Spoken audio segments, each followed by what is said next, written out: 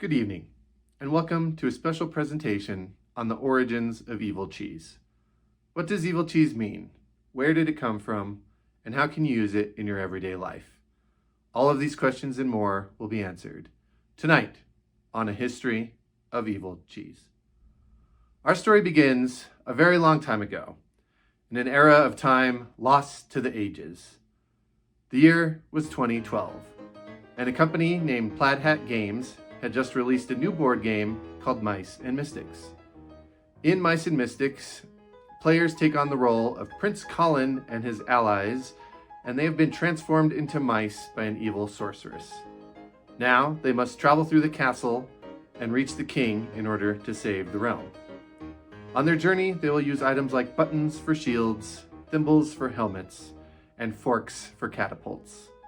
And they will face terrible enemies like rats, spiders, and the castle cat named Brody. Soon after the game's release, a small group of players from the little town of Littleton, which translates to Little Town, began playing Mice and Mystics. During combat in Mice and Mystics, players roll dice to help determine the outcome. One side of the die is a cheese, and players can use this cheese to activate special abilities. However, the enemies also roll these dice, and when they roll a cheese symbol, it goes onto the wheel of cheese. And when this wheel fills up, it triggers what's called a surge. Surges can cause more enemies to appear or other negative effects to occur. The players soon began calling this evil cheese.